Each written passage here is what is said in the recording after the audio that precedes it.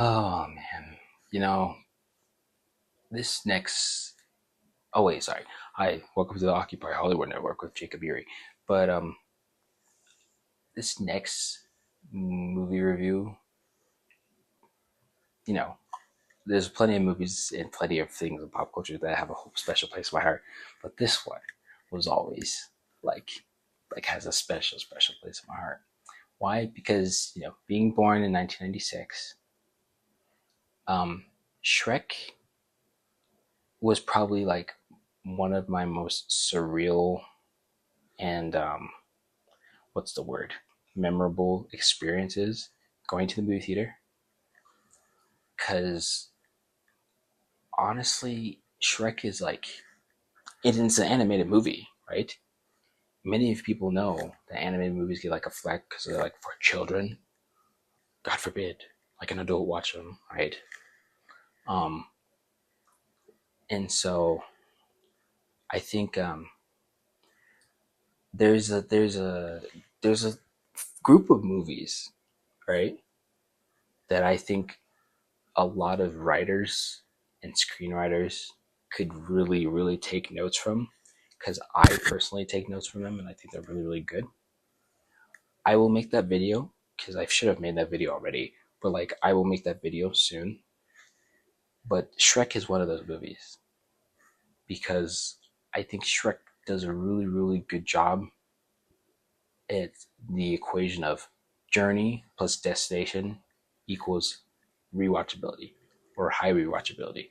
Because I think anything that makes a movie good, really like a movie that you want to rewatch again, is its journey, hence the things and the dramatic sequences that happen during the movie, and then the destination where it ends, where you're headed. Um, Shrek plays really well into the whole strong themes, because two of the things that I think modern movies and a lot of movies that are being made now lack is that the dramatic sequence and strong themes are lacking, if not present. I mean, like if they're not present, they're lacking, and if they're not lacking, they're just bad movies. Let's be honest, there's a lot of bad movies that be made, but there's also a lot of good stuff being made. Now, um, when I think of like Shrek is like, uh, there's this thing that exists in my head canon, right? In my head. I think I mentioned this before. The first thing I said is like legacy music is a term that exists in my head when I think of like James Bond music and like music that is, because I mentioned that on a different review, the Spider-Man review, that the Spider-Man Danny Elfman intros, the theme songs, they have this very operatic, bigger, grander than life kind of like sentiment to them. Another thing that exists in my head is this thing called the iconography chart. So think of like an icon, pop culture icons. Pop culture icons in my head are like characters, whether they be characters played by real life people, Jim Carrey, Grinch, you know, Walter White in Breaking Bad, or characters that are like not real, SpongeBob, Mickey Mouse, Bugs Bunny, Shrek. These are things that are created that are like really gravitate towards the average consumer, whether they be a super pop culture junkie like me or like a normie, like in the general public. I remember, a side note, I remember I said, the last time I said normie to someone when I was talking about pop culture, because this was a pop culture discussion, I said this, they they weren't offended about what I said, but they said like normie, like they're what they said verbatim, they was like normie. What does normie mean? I'm like, it just means like a normal person in like pop culture. He's like, that sounds like a slur. I'm like, that's not a slur. It's just normie, dude. Which I thought was funny. Um, but I digress.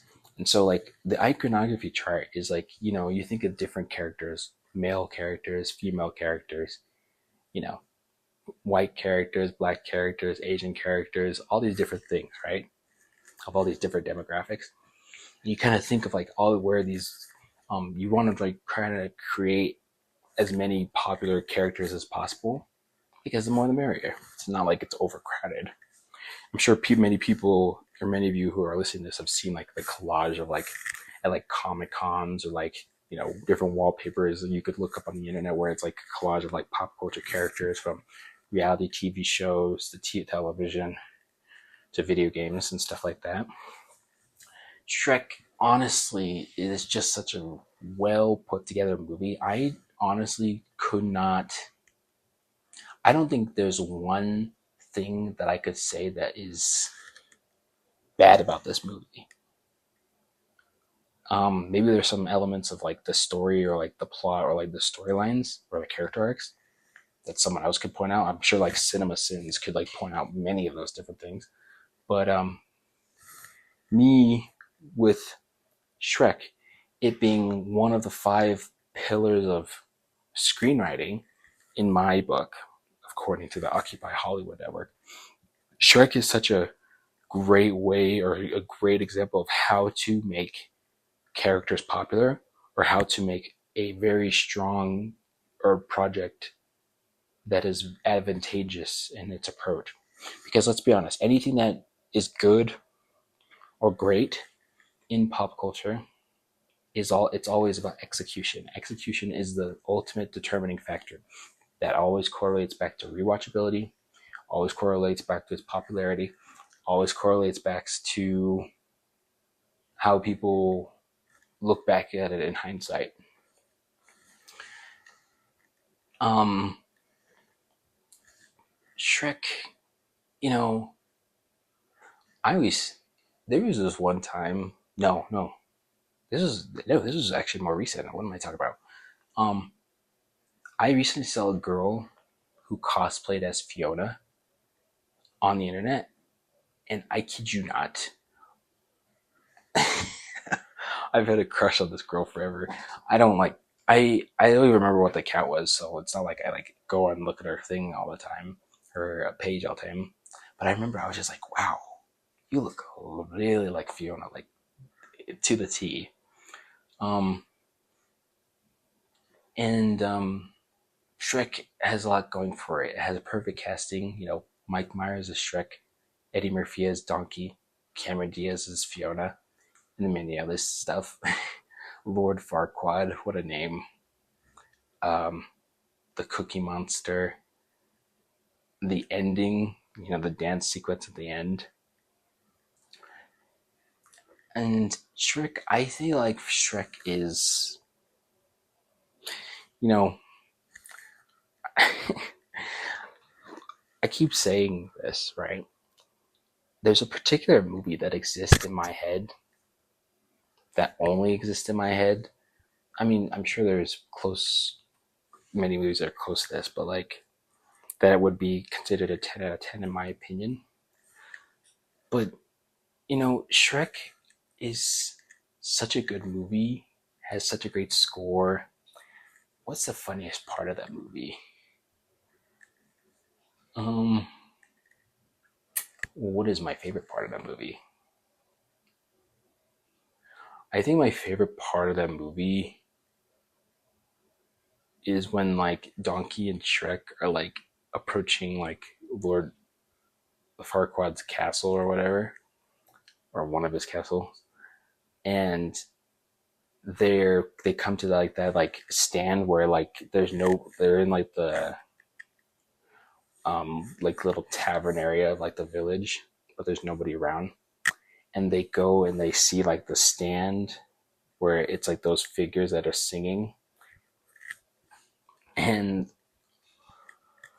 I don't know because I think I just remember very vividly just always laughing at that part when I was younger. I don't really laugh at it now because like obviously you can only laugh at something so much, but I'm not gonna lie, it was a pretty good time. Is there any parts of this movie that I could do without with? No, actually, another part that I really like. I like the part where they're at the campfire and they're kind of getting a little bit more personal about their lives. When Fiona, Donkey, and Shrek are like talking about the stuff, and Yeah, I don't know. It's a really enjoyable movie, to be honest. Now, can I say it's a 10 out of 10? Mm, mm, yes.